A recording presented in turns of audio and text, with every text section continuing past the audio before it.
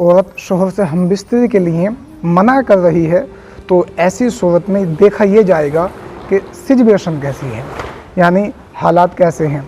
अगर औरत हैज़ की हालत में है या निफास की हालत में है, इसी तरह से अगर औरत का रोज़ा है, फ़र्ज़ रोज़ा है या कोई शरई उज़्र नहीं है, अगर आपके शरीक हयात बीमार है, वो इतनी सख्त बीमार है कि अगर आप उससे हमबिस्तरी करेंगे तो उससे ज़्यादा उसको नुकसान पहुँचेगा, या वो हैज़ की हालत में है, निफास की हालत में है। निफास यानी बच्चा पैदा होने के बाद जो औरत का खून आता है उसको निफास कहा जाता है।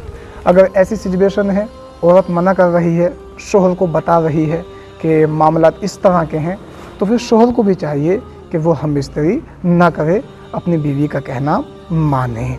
अगर कोई शरई उज़्र भी नहीं है, यानी बीवी जो है वो हैज़ की हालत में भी नहीं है, निफास की हालत में भी नहीं है और रोज़े की हालत में भी नहीं है, और कोई शरई उज़्र भी नहीं है, कोई परेशानी भी नहीं है, यानी बीमार भी नहीं है।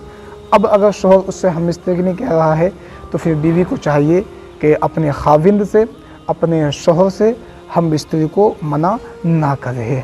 हदीस पाक है कि अगर रात के वक्त में शोहर अपनी बीवी को बिस्तर पर बुलाए और बीवी आने से इनकार कर दे, मना कर दे और शोहर ऐसे ही सो जाए, तो फिर फरिश्तों की लानत ऐसी औरत पर पड़ा करती है। तो ऐसी औरतों पर फरिश्तों की लानत होती है जो औरत शोहर के पास नहीं जाया करती हैं। शोहर उनको बुलाता है हमबिस्तरी के लिए, कोई परेशानी भी नहीं है, कोई शरई उज़्र भी नहीं है, कोई तकलीफ़ भी नहीं है, इसके बावजूद वो मना कर रही हैं, तो ऐसी औरत पर फरिश्तों की लानत पड़ा करती है। अस्सलामु अलैकुम व रहमतुल्लाहि ताला व बरकातहू।